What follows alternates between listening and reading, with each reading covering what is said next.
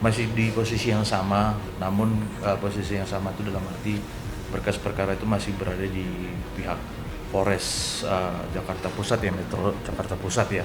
Namun kemarin itu berkas itu memang untuk P18-19 ini sudah dikirimkan yang pertama, namun ketika sudah kembali ke Kejaksaan kembali untuk diteliti, itu masih ada kekurangan dan harus kita kembalikan lagi untuk mendapatkan untuk memenuhi unsur di dalam berkas tersebut begitu, kurang lebih begitu, dan belum kembali lagi ke Kejaksaan.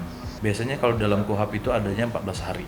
Jadi 14 hari di kita untuk meneliti berkas, begitu juga 14 hari yang berada di kepolisian gitu. Nanti setelah 14 hari itu kita menentukan apakah P21 apa tidak gitu.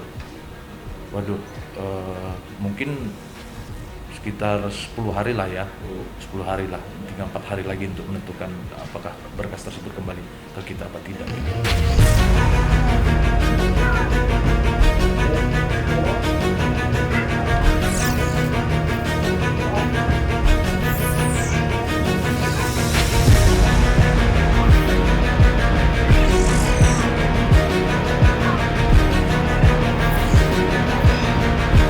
Saya untuk saat itu tidak berani berkomentar ya, karena masih kewenangan dari penyidik atau di Polres Pusat ya, Jakarta Pusat.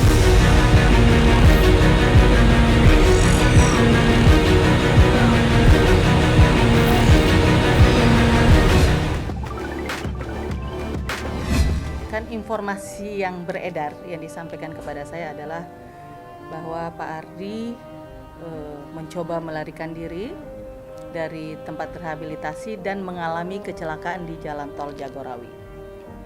Itu informasi yang beredar. Di sini saya mesti tegaskan bahwa informasi tersebut adalah salah. Informasi tidak benar dan cenderung fitnah. Karena Pak Ardi dan Bu Nia ini justru sedang giat-giatnya mengikuti semua program yang ada di panti.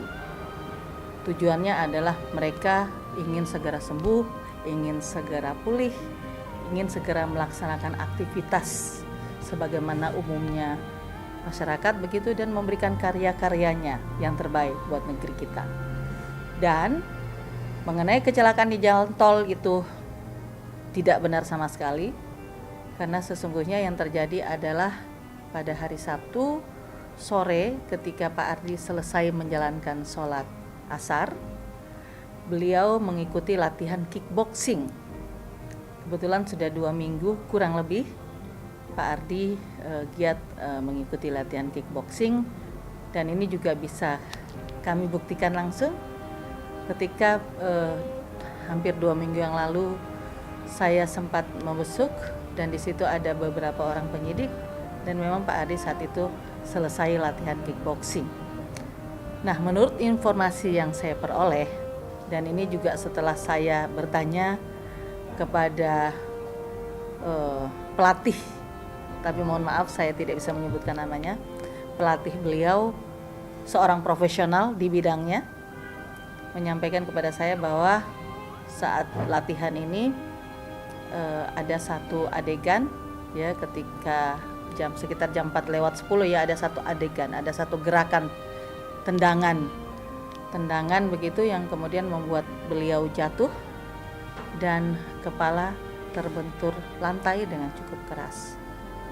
Disitulah kemudian pelatih memanggil beberapa orang di sekitar lokasi kejadian, termasuk Bu Nia, karena Bu Nia waktu itu lagi sholat asar, jadi tidak ada di tempat latihan.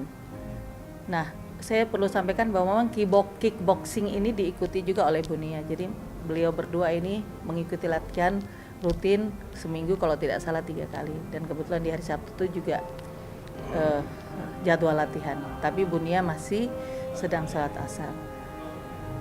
Dan pada saat jatuh akhirnya dibawa ke rumah sakit terdekat yang ada di Bogor. Itu cerita yang sesungguhnya, dan disampaikan pihak panti juga kepada saya, dan pelatihnya juga udah menyampaikan kepada saya.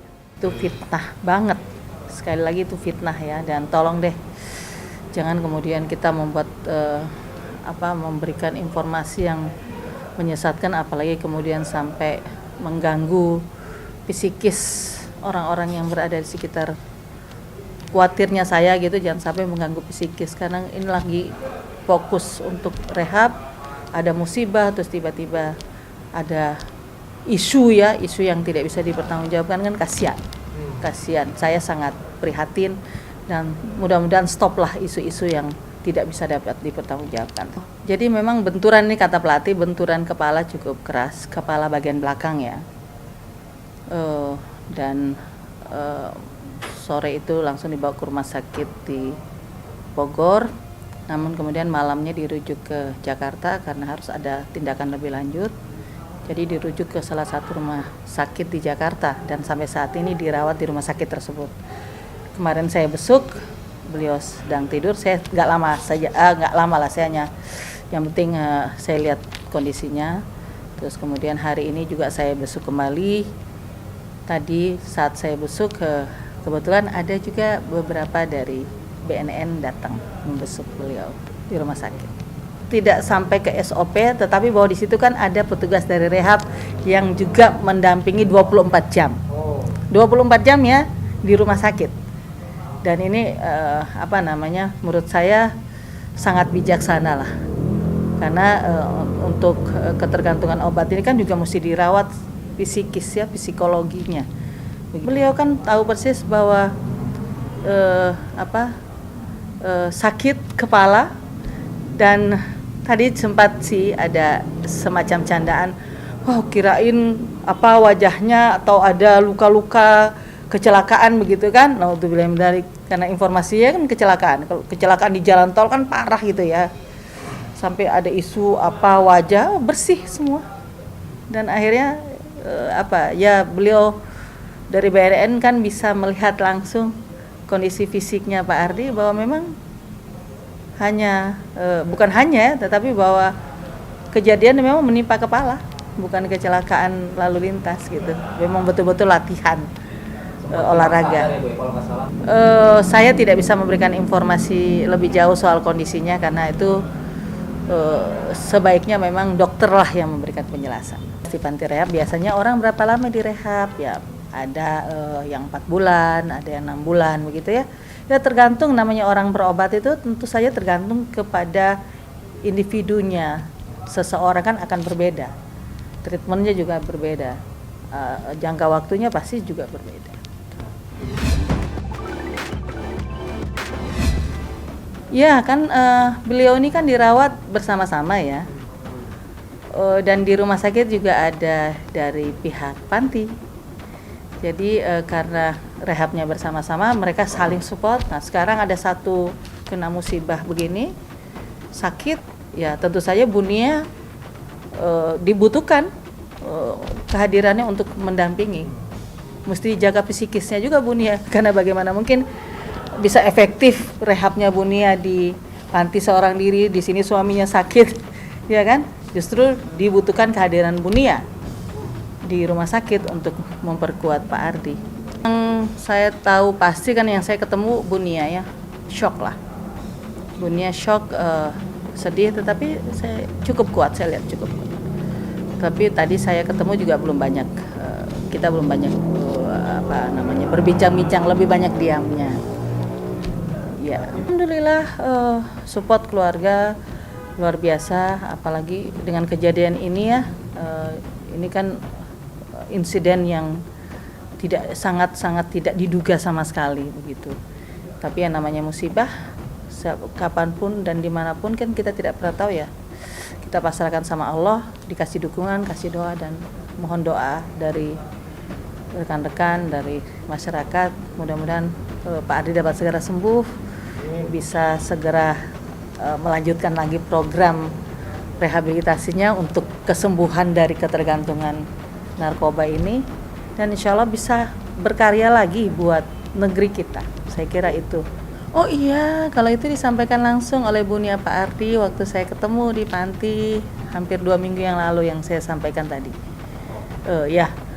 Di sana mereka bisa dapat siraman rohani ya. Setiap hari ada ustadz, ada tokoh agama yang sering memberikan nasihat-nasihat gitu ya. Terus juga ada psikiater, ada psikolog gitu. Mereka bisa curhat, banyak hal lah yang mereka rasakan sangat-sangat positif dengan mereka direhab.